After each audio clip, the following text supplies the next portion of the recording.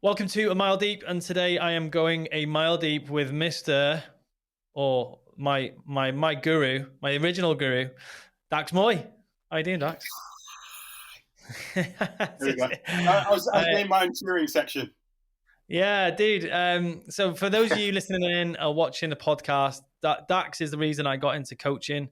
Dax was the original guru. Like, in my world, honestly, I started in the fitness industry. I worked with Paul Mort for 2 or 3 years, and I got introduced to Dax in one of Paul's events in South Shields, and I had a puncture in my tire, and I had to stay at a I think it was like a traveling or Premier Inn or something, a last minute thing, and Dax was there last minute as well. And we talked over a table for the evening, and Dax shared his wisdom, and I was so inspired and literally just really, really rocked my world. And I remember um, that that was a big pivotal point for me. I was a trainer, and I wanted to become a coach, and I went and did Dax's Guru project, which was a retreat in Thailand where we spent 10 days creating ourselves. Like, honestly, most transformational experience of my life. It was put me on the path, Dax. Honestly, it was amazing, and I remember it was like this moment that I it's when I wanted to become a coach. It was like that was the point where I was like, no, I don't want to be a trainer anymore. I want to become a coach, and that was all thanks to you and the way that you led that experience. So I'm always grateful to you, man. I really have got so much gratitude and love for you, man, and everything that you've done along the way. So thank you for being here today. Oh, thank you, mate. It's, just to kind of reflect back the love. I think you've done. It's been really really interesting, amazing, and inspiring to watch your transformation over the last few years as well. From the guy who was basically, it was really about fitness. It was really about working out and all the rest of it. Just seeing how. It's not just been one transformation; it's been several transitions. I think your early iteration was in coaching was about helping people build their businesses and all that kind of stuff. And then obviously you still do elements of that, but it's turned into something else. Then it turned into something else again. And now obviously you're kind of digging deeper into what I call the human experience, Yeah, which is really what coaching is about. It's about the human experience, and it's about not forgetting that we're humans and not forgetting that we aren't these infallible things that kind of are supposed to show up in the world pre-packaged and ready to go and never make a mistake and never fuck up and never drop a clanger, and instead just saying, part of the human experience is there's going to be a lot of mistakes, there's going to be a lot of route changes, there's going to be a lot of hurt, both that I've received and I deliver to other people, whether intentionally or not. And all of that is an example to us about kind of, you know, maybe fine tuning ourselves, maybe fine tuning our existence, and maybe helping other people to fine tune theirs. That's, for me, that's really, really the essence of coaching, helping people to understand the human experience. yeah. I am. It was interesting how I even ended up asking you to do this. So I was going. I was on a couple of calls with clients, so I heard this inner critic in so many clients' voices, and became once you hear it, in some clients, it's almost like yes, to a degree, as a coach, you're probably projecting that onto other clients. But I started hearing loads of clients talking really badly to themselves, and like what I worked out is that most people, and this is something that I want you probably to chip in, Dax, and really, because I know that this is why I've brought you on today, is that your wisdom around this is unreal.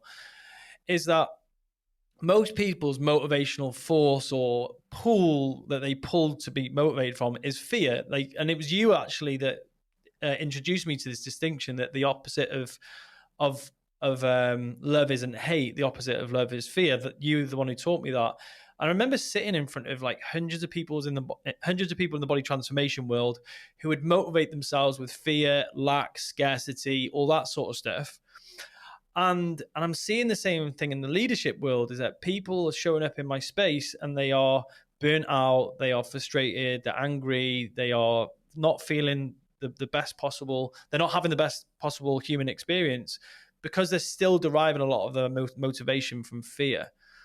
And here's something I think that's happened for me in the last 2 years. I've really shifted from that being my similar motivational source, fear, lack, not enough, scarcity, worry, to a place of love. And I found that it was a weird experience for me. I was like, oh my God, I'm talking about love. I'm talking about love in leadership. And I'm like, I'm creating some talks. So I'm going to be speaking in front of leaders about love. I thought, who is the best person to come on and talk about specifically love as a motivational force in high level leadership? And here you are. So this is why I've brought you on today. You just froze at the very end. You went, so here you are, and then I had a little freeze. So I don't know how you ended that little part of the conversation. It was probably, Dax, here's 50 grand, have it, and it's all yours. Yeah, that's exactly what it is. No, it's but seriously, I think that you were the first person that started talking about this sort of stuff in my sphere. So could you share, like, what's your experience? Because there's something you've talked about. Because, like, I know that you got your 3 words, that your go-to words that you talked about. I haven't heard you talk about for a while, but like truth, joy, and love. And that's how you led. And I remember watching you in Guru Project. You were those 3 words. You literally showed up as those 3 things all the time. And I remember thinking it as a 25-year-old, maybe 24-year-old guy. I was like, that's how I want to be. I want to be a leader who can be loving, who can be funny and have lots of joy, and who is authentic and transparent. And that's who I saw in you. So, yeah. Where do you want to start with this? Um, I guess the best place to start any conversation about love is with a definition of it, right? Like, Yeah. if you think about like so many of the challenges and problems that we face in society these days, but both society as in, the society of our families or like of relationships, and then extended society, is lack of definition. Right? Like, if you look on social media today, you see people ripping the shit out of each other over conversations where you kind of, if you read between the lines, you kind of think you're kind of both saying the same thing but arguing over semantics, so arguing over how you're defining something. And so one of the things I learned early on, and you remember back to the Guru Project, where kind of the first, ostensibly the Guru Project was about helping coaches to build a business, and it's a 10-day program, but 5 days of that we don't even talk about business. 5 days of that we're talking about values and beliefs and fears and all this kind of stuff, right? And during that phase, we were digging deep into, okay, so what do you mean by that? Like, don't just say a word, throw it out there, and claim that kind of you've got it pegged and that everybody else should understand it. Don't just talk about love. Like, my definition of love might be different to your definition, right? And my experience of love might be different to yours. So it's really important that if we are gonna have conversations about anything, that we, even if you don't agree with my definition, whenever I say something, you go, I don't agree with Dax's definition there, but given what he's already told me he means by this, let me close this up. A pop-up just come up. Given what he's told me he means by this, I can understand his framework. So the first thing, my framework for love is acceptance, connection, and care. Acceptance, connection, and care, right? Which ties in brilliantly, like the part of your brain. There are several places, but the primary part of your brain that would be most closely related to the concept that we call love is the anterior cingulate cortex. Okay, so the anterior cingulate cortex is the home of love. It's also the home of pain, both physical and emotional pain, right? So that there's a big hint there as well, right? Why we feel so much around kind of things that are love and hate based, right? So, but it also ties in very, very nicely, because I'm really good at this kind of thing, with the anterior cingulate cortex, ACC, is acceptance, connection, and care, right? So that's kind of it. It all ties together brilliantly. Acceptance, connection, and care. Acceptance is not the same as toleration, and it's not the same as agreement, right? You may have a completely different worldview to me, and it might be even anathema to what I believe. You might be so far out, like, whoa, like, this guy's a neo-Nazi, racist, bigot, homophobe. Like, that's not any of my stuff. But I can still accept that that's your framework, and I can accept that that's what you believe, and I can accept that life up to this point has led you to believe in those things. I can still accept it. I don't have to agree with it, right? So that's phase one. Phase one of love. Connection. Connection is a a sense of alignment in some way, shape, or form over something, right? And again, like kind of, I flip back to the neo-Nazi, homophobic, misogynist, right? I can still connect over the fact that somebody is having their life experience. I connect over, this is a person trying to get through life, and this is the best way they know how at the moment, and this is what they've been shown, and all the rest of it. And finally, care. Care isn't a word. Care isn't what we see on the internet where people get offended and upset on behalf of other people. Care is the demonstrable application that someone's experience is important to you. Whoa. Okay, their experience is important. It's demonstrable. It's not a bunch of words, right? Sitting here saying how bad something is in the world and they should do something about that isn't an example of care. That's an example of you've become aware of something, but you don't really care until you do something about it. So acceptance, connection, and care. You can't really give true acceptance, connection, and care to other people until you're giving it to yourself first, right? So it kind of moves in. It moves in a cycle, and you can kind of think about it as kind of self, and then social, and then systems, right? Acceptance, connection, and care for myself. Oh, hold on. Maybe I don't love, using that as a definition, maybe I don't love myself as much as I say I do, or as much as possibly I ought to if I were being skillful about my approach to life, because I shut myself down every time I go to open my mouth because I'm fearful of what social media might say. I'm fearful about what my boss might say. I'm fearful about what my partner might say, right? So I don't accept myself. But if I don't accept myself, I'm not. Actually, I can't love myself. I just stop you a second there. Actually, just I'm having a flashback. It's just I remember on Guru Project, and I had like a real visceral experience with this. So Dax, I can't. You might remember the exercise and how you did it specifically, but it was like a speed dating line, and we had to line up opposite the other person, and we had to say these lovely things about ourselves. I'm actually tearing up a little bit even thinking about it because it was such I remember it. Fuck, honestly, right? So I hope I'm not giving away your magic here, Dax. But it was like, okay, so there was two moments. I'll share a different one actually after this. Is like we had to say lovely things about ourselves, about what we thought about ourselves, and we had to big ourselves up to someone else in front of us. And I remember it being so. I'm a very confident person. I've always been very confident, but fuck, honestly, I really struggled to stand there and say lovely things about myself with power to someone else in front of me in a very safe space. And I was like, holy shit. I remember getting back to my hotel room afterwards and I was like really shook up because I realized I'd never really accepted that part of myself. You know, that was a really big thing. You might remember the exercise. Yeah. And it was like part of the stipulation there was that it must be true, even if it felt awkward, right? Like you couldn't just say, I am the best in the world at X, right? If you didn't really believe it. But you had to go through the process of actually telling us the truth about how awesome you are in certain areas of your life, right? Yeah, it was. And it's a really difficult thing for a lot of people.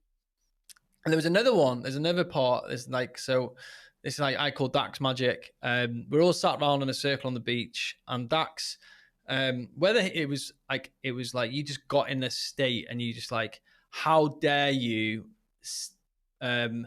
refuse to say the things to yourself that you want other people to say in so many words.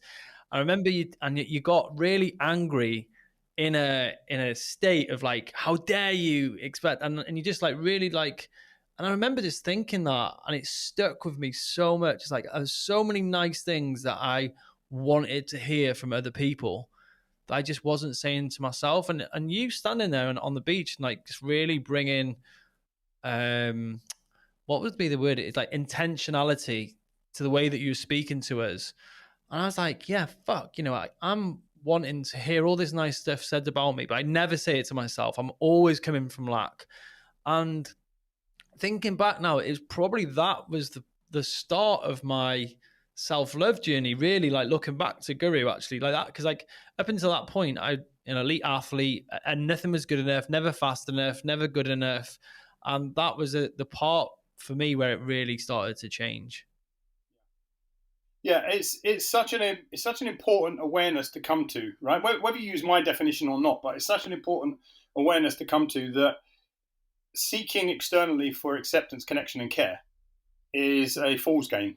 It's you're always in someone's eyes. You're always going to be underperforming. In someone's eyes, you're always going to be kind of letting someone down, or not as good as you think you. All of that kind of stuff, right? In someone's eyes, and in many respects, we all want to impress other people. We all want to be kind of connected to other people, but it starts with how we connect and accept and care for ourselves, right? And most people have done very little around that. They shrug off compliments, like that was actually part of the how dare you as well, right? Like, how dare you? Someone has actually given you a gift of a compliment, and what you've just said is, like, I sit here and I say to you, mate, you are absolutely incredible at X. And you go, oh, no, it's nothing really. I'm like, well, hold on, because that cost me something. That cost me, in our relationship, that cost me something to kind of voice that and open up to that and kind of to give you that compliment. And what you just said is, Dax, your opinion isn't worth shit. It doesn't count. Right? Yeah? Yeah. We have to get better at accepting compliments, right? Particularly if someone's coming from a sincere place, right? For me, it's really, really important. I don't go through life giving people insincere compliments. Even my wife, sometimes she'll put on a certain outfit or whatever, and she'll say to me, how does this look? And I'll say, oh, it kind of makes you look a bit frumpy, and you look a bit right. And other people around us, if they hear that, they'll go, oh, I can't believe he said that. I was like, but my wife says he's the only one I actually trust because he tells me. And now, bear in mind that if my wife really loves something, she'll still wear it anyway, but she'll thank me for my opinion on it. She'll go, I asked you told me the truth about what you think about it, right? But she can trust me. And we have to get to that point where we can start to trust. Like, if someone offers me a compliment, I'm going to accept it as real, because to not do that is to basically train the person in front of me to stop complimenting me. And then I'm going to go through life saying, no one ever sees the good and the value in me. No one ever sees how hard I work. No one ever sees how much effort I put in. No one ever sees how much of an impact I'm making. And because you train them not to by telling them, it doesn't really matter. Like, your opinion of me doesn't really matter. That's so true. Right? And you see that all the time. Is like people actually refusing. Like, even on the 10X tribe, one of the ladies there, she's got the best. She's a skin expert. She's got the best skin out there. Really, honestly, radiates so much. Really, she really looks like, when you see her skin is radiant. I gave her a compliment, and she's like, shut it down. And anyway, she's getting a weekly compliment right now to deal with. Right.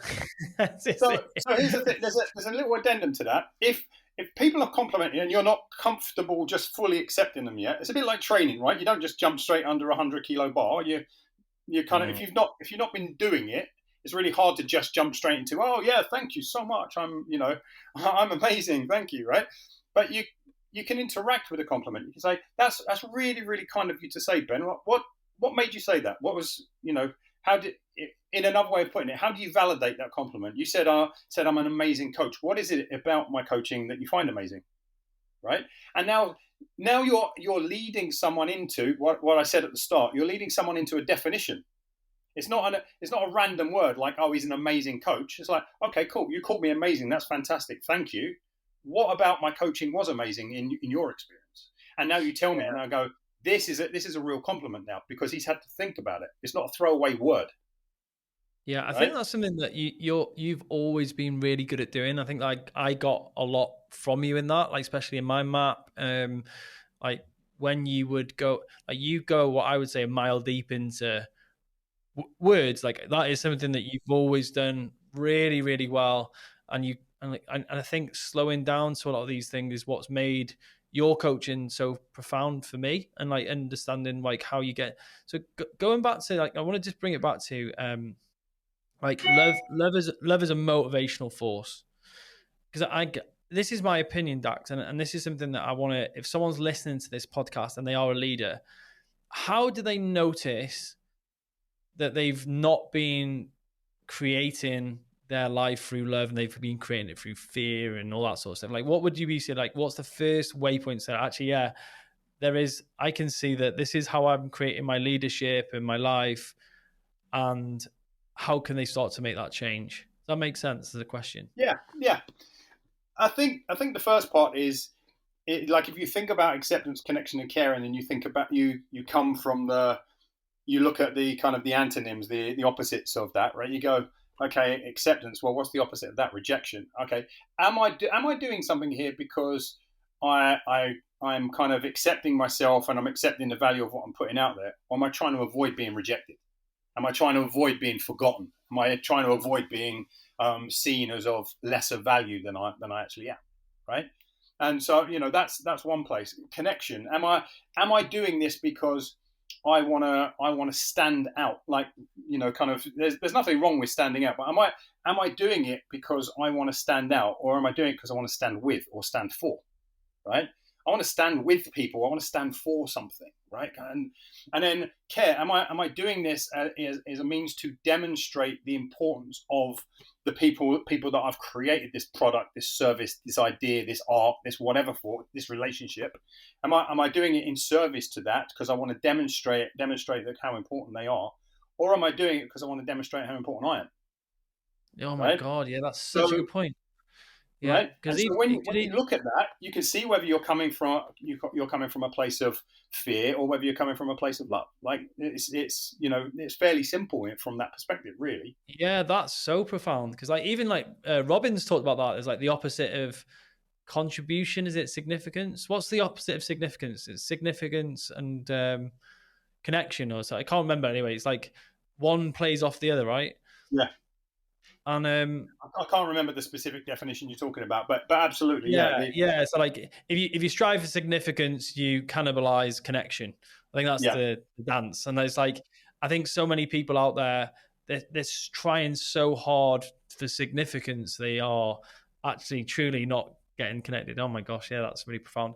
And like the thing I noticed that was a really big like a big canary in the mine for this for a lot of leaders especially is that the reason they've got successful because they've been hypercritical, fear driven, and they got to this point in their I'd say 30s, like 30s, maybe 40s, and then they get to this point where they're successful, but everything else after that, they're burnt out, they are disconnected, they're struggling emotionally. It's like that is when the shift needs to happen. Like that's kind of what happens. I think that people, especially come into my coaching arena experience, is that they've tried motivating themselves with criticism, with fear. How do they go about making that shift in your opinion? Well, again, let's go back to a definition before we jump into that, right? By the definition I use, and again, I'm very, very clear. My definitions don't have to be anybody else's, right? But by the definitions that I use, those people aren't necessarily successful. They're accomplished, right? Oh, They've accomplished things, right? We've all accomplished things, though, right? If if you're if you look at it as being successful, you would be saying because of this, that, right? Because success is that which follows, right? So you've got process leads to success, right? Success literally from the Latin kind of sucedere kind of means that which follows. That which follows an input. It's the output, right? So most people have become accomplished in something, but they haven't become successful truly. And that's why my career, like over the last quarter of a century, it's mad, right? Over a quarter of a century, I've been a coach. Makes you sound like you knew me when I didn't have any grade. Um, I've worked with world leaders, like literally royalty, members of the British cabinet, kind of Fortune 500 CEOs, rock stars, pop stars, polar explorers, A-list actors, and all the rest of it. Some of the air quotes most successful people in the world, yeah, and many of them depressed, overwhelmed, um, really, really bad relationships within their families.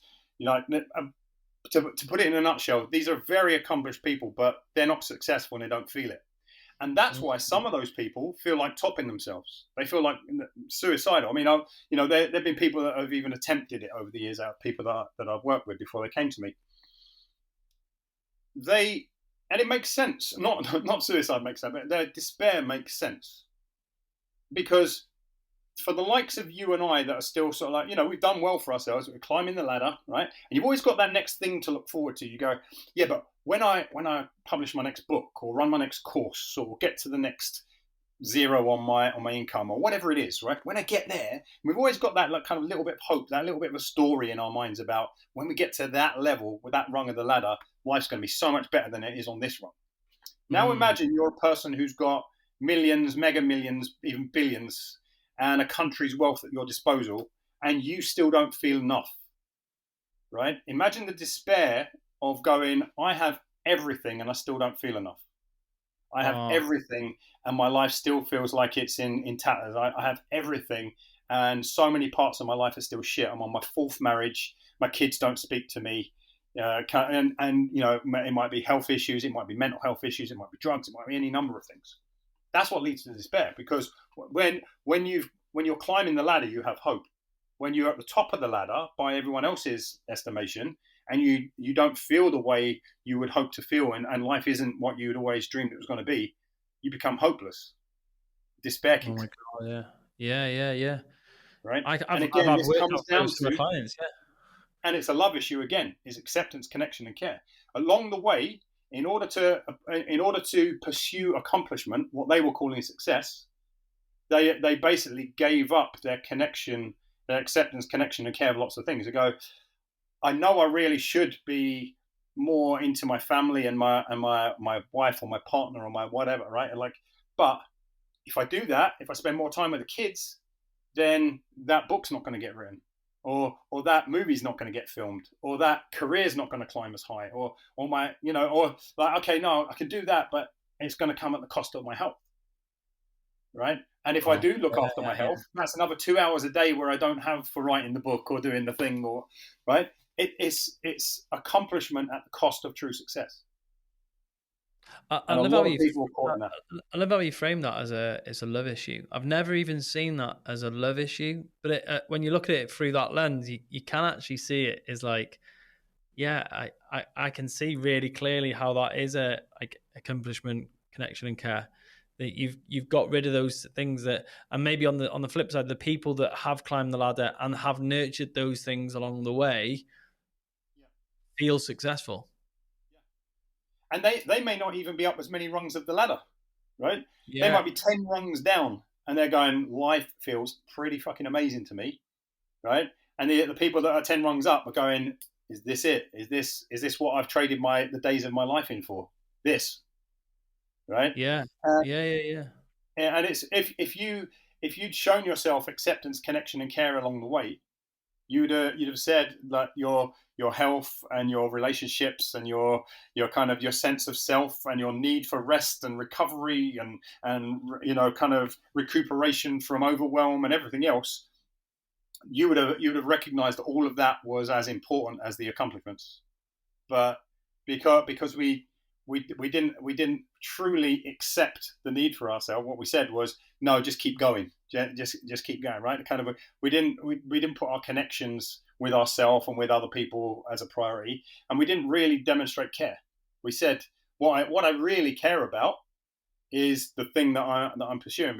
It becomes a bit like predator and prey, right? You're hunting down the one thing, but at the cost of everything else. And it is like that, right? If you think about predatory animals, right? During the pursuit of that gazelle, the lion is not looking around it to see what other people are doing or what the other kind of wolves or lions or anything else are doing around it. It's like, I'm going to get that one thing, right? But it may have missed 10 opportunities to eat along the way, right? Yeah. It may have missed it has missed loads of other opportunities because it has to, in the pursuit of the prey, the predator becomes hyper focused on the one thing. So how do you operationalize this? Like, so at the moment we're kind of talking in like in the definition and the understanding of it. Like, if you were to say to someone who's like, say, listening to this, and they've realized that They've been creating their life from a place of fear. They've been climbing the ladder, but not paying attention to acceptance, connection, and care. How would you help that person start to cultivate those three things? Well, first off, through the definition of those words for themselves, right? Because I've given you my definitions, right? But helping people to understand, like, what does your success look like? And success always has an element of happiness to it, right? So what does happy mean to you? And then as we get to happy, there's a really important distinction between deep happy and shallow happy, right? Which most people completely ignore.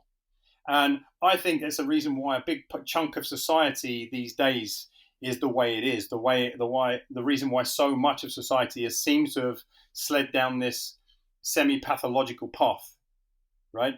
So a lot of people have become extremely hypnotized and hyper-focused on shallow happy.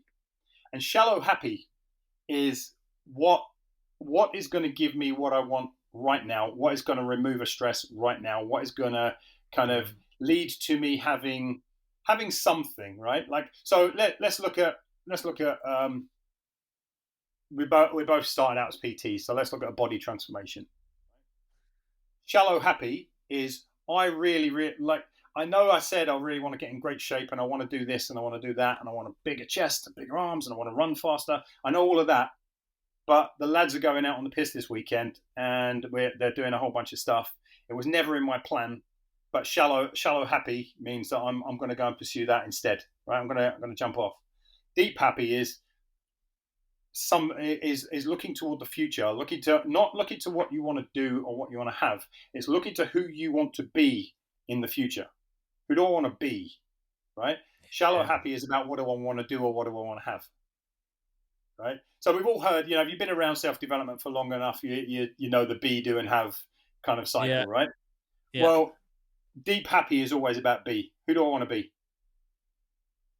Shallow happy is always about what do I want to have. It doesn't mean that there can't be depth to that. Like, there's stuff I want to have, and there's stuff I want to do in my life, right? But actually, as you start to lean into this, you go, actually, I'm gonna have and do those things as a result of who I be. Yeah, when I first heard the being stuff, I really didn't, like, honestly, I noticed it was it was somewhere I needed to work personally, because I found it kind of like annoying. I was like, why do people keep talking about being? Like, being. And I heard this being a lot, and I'm still working on this, but I think it's a part of coaching is like, you get, and the way I understand it, you give two people the same plan, and that it's actually that the person who is going to have the success is the person who is being the successful person, and they see themselves as that person, so they go and create the success. Whereas someone who is being a victim or excuse maker is going to find a way to make or cannibalize that plan. And that is that the difference? Yes, I mean it's part of it, but for me, being is a bit deeper than that. Deeper, I don't know if deeper is the right word, but look, being is about definition again, right? It comes back to definition. We are either the person that we said we would be, right, or the person we always hoped to be, or we're not, right? There's a nice little black and white to that. I wanted to show up in the world as truthful, joyful, and loving, right? They're my definitions and my values of how I want to show up in the world, right? I'm not that all the time. I snapped at my wife this morning over something, right? That wasn't me being loving. That was me I was a bit kind of angry and frustrated about something. Maybe a bit of truth there, though. A bit of truth. Yeah, right. I was speaking my truth about what I was pissed off about, but I wasn't loving in how I delivered that, right? And there was no joyfulness to it either, right? Now the distinction here, though, is because it's easy remember I started this whole thing by saying about, coaching is about reminding people that they're having a human experience. I was having a human experience this morning. My wife would probably say I was being a bit of a dick. So, and I'd go, yeah, fair enough. I was being a bit of a dick this morning in our first interaction. You didn't deserve that. You didn't need that. But by knowing that I want to be truthful, joyful, and loving, I can measure my performance against those words every single day or every single interaction. I can get off this call. In fact, I will get off this call, and I'll sit there and go, how did I show up? Like, forget what Ben. At the end of this, Ben's going to go, "Oh, it's so awesome having you on. It's always a great pleasure." Right? That's par for the course. When I get off, I need to ask myself: was I who I said I'd be? Was I being truthful? Was I being joyful? Was I being loving, accepting, connecting, caring? Right. So Yeah. was I being all of those things? Our job in defining our beingness, if you want to do it, right? Kind of like I'll do the weird air quotesy thing, right? Our beingness. Our job around the beingness is to define ourselves. Nothing more, nothing less. Define, Yeah, I right? love that. Yeah, Like yeah, yeah. like most of us, we throw words out there, but without any definition. So when I teach this, okay, you want to be truthful, joyful, and loving. Okay, now define what truthful, joyful, and loving means. Okay, I've done that. Now acceptance, connection, and care is part of that, right? Okay, so what is acceptance? What does that look like? What are the words you use to know if you're being accepting? What are the words you use to know if you're being connecting, caring, right? Okay, and now whatever words, like you can keep going down with this, right? You go, I now the remember words that doing I it. use to Yeah. define those, right? And it becomes like a branching tree of roots like this. But the deeper those roots to go, we all know this, right? The deeper the roots go, the higher the plant goes, right? So most of us are struggling to kind of grow in this direction because we're not laying down enough roots. And the roots are our definitions for ourselves. And the trouble is, like modern society is not only telling us what words mean, right? They're actually saying, but when we want to use a different word, modern society is telling us that our word is bullshit and you can't have that one, right? Oh You my can't God. Yeah, have that yeah. word. Like go, and again, I always like to use tangible and somewhat difficult thing because it's easy to kind of hide between little soft words. Like call me a racist. Well, how do I know that I'm not a racist, right? Because you might say, oh yeah, but you said this once. Yeah, I did say that about X race or X sex or X gender or X whatever. However, like here's what I meant and here's what I didn't mean. Yeah, Most I people get don't that. have that as a go-to. Most people don't have definitions that protect them. And then, so when you call me a racist, I get really scared and upset and go, God, I can't possibly come across as a racist. I need to now backtrack and change my mind and say things differently to appease to Ben, so his audience doesn't go, yeah, that's why that racist, sexist, homophobic, misogynist, right? Most of us don't have our roots deep enough to protect ourselves against external judgments. And so this is the thing. So you've used the word fear quite a lot, and I'd agree. Like fear is an important part. Most people aren't experiencing fear in the way we like to think about it. Most people are experiencing anxiety, a Yeah. negative forward prediction about something that will happen if I X, right? If I put that post up that I'm really planning to put up, I know social media are going to jump all over me, and I'm now going to have to spend my life defending the post that I just put up, or I'm going to get cancelled, right? Yeah. Well, that's anxiety. That's not fear. Fear is in the moment. Anxiety is in the future. Yeah, I think I remember doing this actually. I remember doing this on a big whiteboard in my room in Thailand. Actually, I remember really because like we did the 3 word exercise, and I think one of my words was happiness. Like happiness is a big word for me at that point in my life. I studied so much on happiness at that point in my life. I remember like it was hard work. It was starting going like, well, actually, what the fuck does this really mean to me?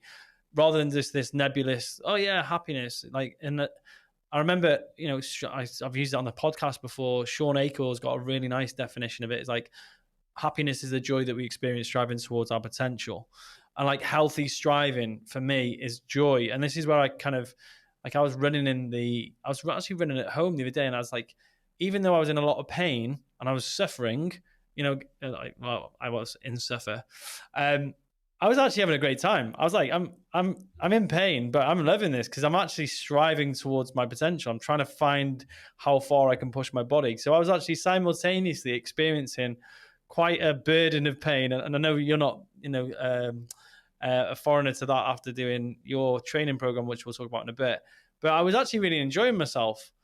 So actually, and just talking about that, so Dax recently, just tell us about Da Vinci. I just think, you need to clarify, obviously, for anyone listening, what that was as well. Yeah. Okay. So just before that, not because I can't correct any word that you use, but I can share with you a definition for myself. In my definition, you weren't suffering at all there. You were struggling. Right? Yeah. I'm definitely in struggle. Suffering is really the story we tell ourselves about the struggle. Right. So Yeah. you can be doing exactly the same thing. Like I can. So that will lead on to my Da Vinci in a second, but it's a big important distinction because suffering is very, very close, particularly when it's not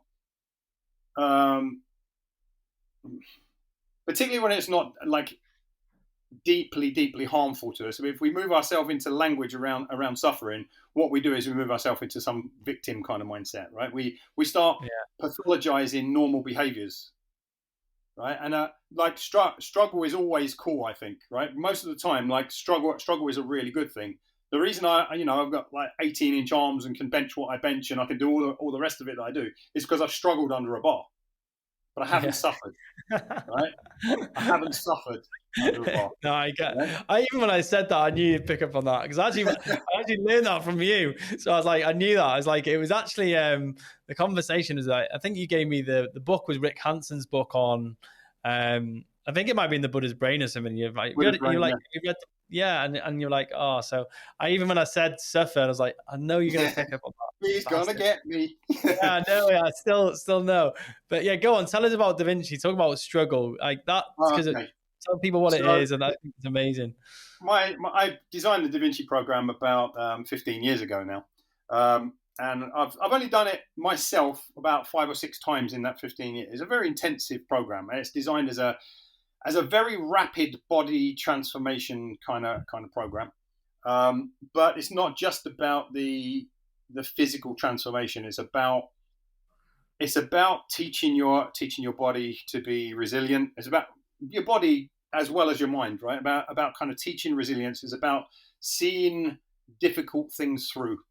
But also, a big part of the Da Vinci program is about seeing things through, but with a smile on your face. I'll bring something to that in a second. I was doing 4 training sessions per day. So there'd be a circuit style training session per day. Kind of I'd do like the MARSOC programs or CrossFit type of things. I do like a bodybuilding type of session per day, like higher volume, kind of moderate loads, time under tension. I do a cardio type of activity per day, like a 5 or 8K run. I was doing at the same time I was doing Help for Heroes, so it was supposed to be 150 miles in the month of July. Yeah, 150 miles in the month of July, carrying a Bergen rucksack with whatever weight you wanted. And I ended up doing 300 miles in July in 21 days, carrying 45 pounds. And then be another choice there. I'd do like swimming or boxing or kind of any other activity I wanted to do. But it was pretty full on. Pretty full on. I did in that month. In that 21 days. I did about 500-600 miles on my feet, from load carries to runs. Kind of hundreds and hundreds of rounds of skipping, tens of kilometers of swimming and all that kind of stuff. It was pretty full on. It was a tough program. It was really, really challenging. I woke up most mornings with when I went to bed and I get up in the morning, or I'll get up in the night to pee, I would basically be hobbling. My feet were in bits and my knees and my lower back were talking to me and all the rest of it. And yet every day I put the backpack on, I went to the gym, I did the runs, I jumped in the pool. Like it was, I actually had a really, really good time amongst the pain and amongst the soreness and everything else. And one of the things that I remember, like back in my forces days, running with my Bergen on, I'd be like this real serious kind of mean face, right? Squatty face, running down the street. And then, but what I did on this one, every time I went out for a run, or any time I was in the gym, I'd be running along the beachfront because I was looking around and thinking, I'm in paradise. Like I'm running along some of the most beautiful beaches in the world in beautiful weather. right? And I'm spending all day, every day doing exactly what I want to do, and I'll just be smiling. And the looks of people along the beach, as I'm going, I'd be getting thumbs up, I'd be getting smiles. Ties are really friendly, but it wasn't just coming from the ties; it was coming from the holiday makers and stuff like that. And they got used to seeing me running around, and they'd be like, probably thinking, "Here's that nutter again?" Right? Yeah, I was gonna say. Yeah. I had an amazing time, and I was struggling every day, but I didn't suffer once. I didn't suffer at all, right? Yeah. But I struggled madly. Like, I'm a big guy. I lost 9 kilos, by the way, in that period. And I lost it really, really quick. I lost weight so quick to the point I was really concerned, because I've never had flabby skin, right? And I'd lost so much fat that it was like my belly was flabby, and like around the edges of my pecs. So I was like, oh crap, am I going to be stuck with flabby skin now? Right? But no, it wasn't. It was just that I emptied out fat pockets so quickly that my skin didn't have the time to keep up with it. Right? I had an amazing time. I had an outstanding time, and I went from 109 kilos down to 100. I think I'm sitting at 101 right now, 101.5 or something like that, right? But I Wow. went from 109. Yeah. I'm a big guy, right? I'm a large man, and I was doing all of that. It wasn't like I'm some like little racing snake kind of 70-kilo dude. I'm like, there's a lot of me to hump around, but I had a really good time. Yeah. But I didn't suffer once. This is like interesting, because I think that specifically when I started working with you, and when I did it, the retreats and stuff like that, is a lot of what you taught. You must have designed your life like a lot to be able to be in the position you're in now, to do that sort of stuff. I know you've always spent a lot of time in Thailand. You've gone for long stretches at a time. You've always how much bandwidth, or how much what's the word for it, attention have you put on life design to be able to go and do that kind of stuff? Massive. It's huge. People are like, I live in a very modest home.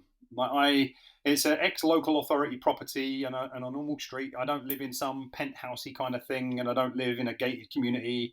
I don't have Lambos parked out front. Over my lifetime, I've earned millions, right? Or over the lifetime of my career, I've earned millions. And I get paid really, really well. And there was a period in my life where the bank account was getting really, really big, but I was almost. It was so. This is the success versus accomplishment thing. I was seeing how big the numbers in my bank account related to my success, and I was measuring myself against that. Right? Okay, it's gone to this, it's gone to that, it's gone to that. I'm like, I'm not doing anything or going anywhere. I'm having the normal holidays that everybody else has, and you've heard me say this before, but and I've written about it numerous times, but I had to sit down and have strong words with myself about the one day when I make it, I will story that I told myself back in the day. We all have it. We all have the one day when I make it, I will. And I realized I'd lied to myself, because I wasn't giving myself the experiences that I promised I'd give myself. One day when I make it, I'll go here, I'll do that, I'll go here, I'll go here. My life story was never about the stuff I was ever going to own, really. Right? It was always about the places. It was going to be the mountaintops I stood on. It was going to be the beaches I was on, the forest I walked through, the jungles I went to, right? And basically, in terms of lifestyle design, I've spent a lot of time over the last kind of 20 years spending a lot of my money. I'm wealthy by most people's standards, so I love it. It's really nice. I'm not one of these guys who's got kind of tens of millions in my bank account and kind of resting on my laurels. But for me, the main thing was my one day when I make it a will story is going to be, I'll do these things. Like, okay, that's what the money is for. The money isn't for the bank account, right? As long as I leave money in the bank account, all I'm doing is making banking organizations wealthy. The money in my bank account was supposed to buy me the life I always wanted. And I think most people are living lives where they're proving themselves to be liars to themselves. And I'm pointing the finger, not in an incriminatory way. I'm pointing the finger because the finger pointing started at me. You told yourself a promise that when you did this, you would do that. When you got this, you'd get that, right? And you haven't bloody done it. And life changes for you when you start keeping your word to yourself. When you start saying, my job in life is not to keep the word to other people. Yeah, we want to be good people. I want to show up. If I agree to do something with you, jump on this call, right? Then I want to be here. I screwed up our last call, didn't I? Right? I was like, oh crap, I messed it up. Oh, I do. Yeah, I get. You had a lot going on, but do you know what? Do you know what's coming up for me, Dax? You're sharing this, right? So you got us to do, this is just proving the value of coaching. I remember how much I spent on Guru Project. I remember thinking, oh my god, it's going to be the money I'm spending is just going to be about the 7 days or 10 days when I'm in Thailand, and that's it still serves me even today, right? So anyway, I've created a mastermind recently called the Mile Deep Mastermind, and I was thinking, like, what are some of the best exercises to start with? And I thought to myself, like, perfect day exercise. I've done it multiple times with clients over the years, and I actually went looking for my perfect day exercise, and I've got all the Guru stuff in a folder still. Really, really good. Still, I still steal from you regularly, and it's just like I looked at the perfect day exercise, and I was like, holy shit. I am living my perfect day. I've got a pool across the road. So I've got a 50-meter pool across the road. I'm in a hot country. I go to the beach regularly with my kids. I spend all the morning doing what I want to do. So don't have any client calls until late in the day. And I'm doing exactly what I love. And I'm making good money. And I literally end to end writing that. I wrote that when I was 24 on a beach in Thailand drinking Long Island iced teas with Dax Moy. And I was like, holy shit. So I honestly, no fucking lie. I was like, no lie. And I was like, oh my God. And do you know what I did? At the same time, I realized I hadn't updated it. I haven't updated it. So this week I'm going to the Atlantis, the Palm, the new one. I'm going to sit in the lobby, nice place. I don't drink anymore. I'll go and get like maybe a Long Island iced tea that's got no alcohol in it, Coke and rum or something, and then and just do the same thing again. I'm gonna remake my perfect day. But that exercise, dude, it was like that was transformational, man. I was like, it sounds like you very much live your perfect day quite frequently, right? Yeah, frequent, not all the time, but frequently. And that's what Thailand. That was my 75th trip to Thailand in 23 years. Wow! Right. Wow! So yeah 75 trips, and this year I was there for 2 months at the beginning of the year. Went home for 2 months and went back out for 3 months. So it's the most important thing. Like regardless of what it is that people want for themselves, how they envisage their perfect day. It's not important that you're living it. It's important that you know what it is and that you are working toward it. And not just working toward it, but you've made a commitment to it. Yeah. Right? Because most people haven't really, and that's why they haven't got what they want out of life.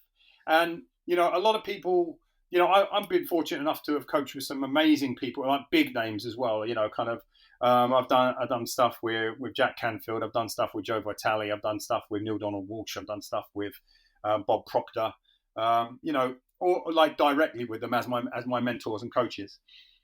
All really, really, kind of good guys, and they all talk about the law of attraction, right? They've all got various aspects of the law of attraction. What most people forget about the law of attraction, though, is in order for the law of attraction to actually work, it's not just sit here and go, want it bad enough and keep thinking positive, happy, clappy thoughts until it comes true, right? The most important over the years, and this is the thing I wish that each one of those guys, though brilliant as they are, I wish each one of them had taught me it. I think probably Neil Donald Walsh was the closest to actually teaching me this. Is that in order for the law of attraction to work, you've got to understand and apply and actively use the law of rejection, right? And the law of rejection is identifying and then kind of expelling all the things that are not what you want, right? Well, I don't want a job where I'm working 9 to 5, right? So when I first had my personal training studio, as you'll know, right, in your, when you were running yours, it's not 9 to. Everyone always talks about the 9 to 5. It's the 5 to 9 when you're a personal trainer, right? You're getting up at 5. You're getting to the gym at 6 or half 6, right? Kind of you're working through, and then you've got your gaps in the day. Or even if you're a really busy trainer and you can keep yourself on a conveyor belt, like your day just runs through. And I was like, I did it for a few years and I made brilliant money, and that was how I was able to open my studio, right? That was brilliant. But I realized it wasn't the life I wanted. I was like, okay, I'm not in a place where I want to give up all of the income that I'm earning from doing 5 to 9, but I don't want to, that's not the life I want for myself. So law of rejection has to kick in. Well, what are you going to do? Well, I'm going to stop working Sundays. Okay, cool. Did that and went, okay, but I don't want to lose any money. Okay, so what I'm used to earning Sunday, I'm now going to put my fees up across everything else so that kind of I've not actually lost out. I'm just working less but making the same. Okay, cool. Uh, Actually, Sundays is cool. Now I've got time with my family, but it still doesn't feel enough. Okay, I'm going to only work till lunchtime on Saturdays. I don't want to lose any money. So, right. And it was like, well, you're never there to tuck your kids into bed. You're never there to read them stories. You're never there to do, okay, right. So like Monday, Wednesday and Friday, PT is busier. So Tuesdays and Thursdays, I'm going to finish work by 6 and be at home by 7. Right. Like, but I don't want to lose any money. Right. And you start changing it. And that's how, that basically, as I started to build it, and then it became, well, I don't want to go in so I don't want to be getting up in the dark in the middle of winter to go and train a client. I don't want to do that anymore. Okay, so I don't, and now I don't want to start that early, but I don't want to lose any money, right? And gradually, that's how my fees kept increasing because I was rejecting the idea of losing money, and I was rejecting the idea of working more hours, and that's how I attracted clients who would pay me more money. Right, that's and attracted the kind of people that were gonna be the right fit for me. Yeah, because I remember looking at it as like how does, but I like because like Hina, I co-coach with Hina Khan, who actually interviewed on the podcast, and she worked with Bob directly as well, and she's always got these. Oh, that's the law of rejection, law of attraction or whatever, and she always understands the universal principles behind what's going on. And I love that. I never even thought about that though. The law. I've never even heard the law of rejection. Is that a Dax Moy thing? Or is it? It's just something. It's like I'm big into words. I'm big into definitions, and we're constantly looking at like love versus fear, indifference, anxiety versus this. Like, okay, everyone's talking about the law of attraction, but it doesn't seem to work for a lot of people, right? Like you've always got like the superstar-y kind of people, or the people that go, oh yeah, as soon as I started employing the law of attraction, this happened for me. Like, that's great, but you're 1 in 10,000. What about the other 9,999? If say they're applying it, but isn't? I'm like, it's not that they're not conscientiously trying to apply it. It's just that they haven't rejected the opposite. You have to reject the opposite of what it is that you want. Otherwise, you're going to keep doing the same things. That's actually that's something I'm going to commit to working on, because I think that's something I do. I still accept a lot of for example, I'll put my fees up, and then I'll still accept or not reject the lower fees. I'm like, that's really profound for me even, and I can see the insight there. So that's, I'm going to take that for myself, Dax. Anyone listening, this is just a bonus for you. That's just, yeah. Dax, I'm going to, respect your time, and always love having you on. To be fair, Dax has been on every podcast that I've ever had and given so much value. And, I think one of the things that I started my career as a coach with Dax, and I think that your mind map is probably one of the most foundational things a coach can do. Like, honestly, that's where I started my training. I did NLP, then I was like, it helped me a lot. But then like doing mind map really got me to become a great like coach that understood language and the depth, like deep coaching, I would say. So I know you're opening that back up soon. Is that something that you're going to be doing? Yep. Mindmapcoach.com is the mindmapcoach.com. I had to think about that one. That's the site, and yes, it's a different kind of coaching. I would like to say it's deeper, although I'm not comparing it to everybody else's. So like mind map is its own thing. It's based in neuroscience, and it's about look. One of the challenges that I often find with coaching, and particularly if you look at the timeline of a coaching relationship, and you'll have seen this for sure, is when people first become a client, they are excited and they're kind of they're hopeful and they're kind of hanging on every word that you say, and they're leaning into everything that you do. And then it's a bit like a normal relationship, like a partner relationship. There's all romance and sex and everything else going on, and then it kind of falls into maybe a little bit kind of a humdrum phase, and then it falls into sometimes slightly acrimonious, and then it's kind of phases like this. What very often happens in the beginnings of a coaching relationship is that people say that the thing they want most from you is accountability. Right? It's great. Like, and I've got no problems with accountability per se when it's used skillfully. But most people are relying too heavily on the accountability part. And what happens is, because one of the biggest human drivers is freedom, our sense of freedom, right?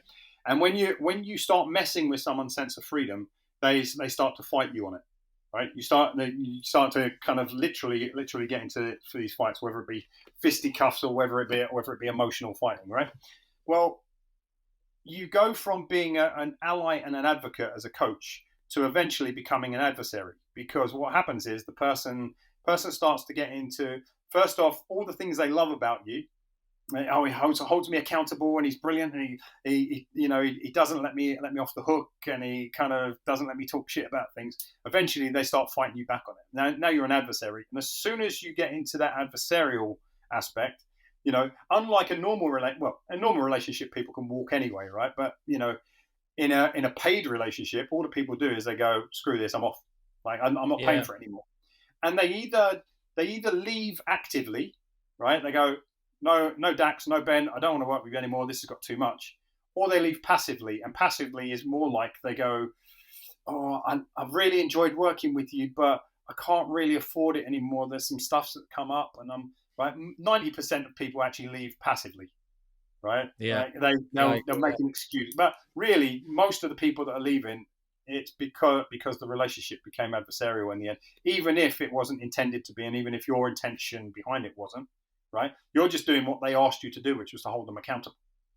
And so Mind Map answers a lot of those problems and deals with a lot of that, because it helps you to stay in the ally and advocate camp by providing you with the tools that doesn't mean that you don't ever use accountability, but does mean that it's not your primary tool. It's not the big stick that you're holding over the coaching relationship. There's more depth. There's more tools available to you, and by using neuroscience and by using kind of elements of human behavioral kind of mechanisms, right? So we lean into that a lot more.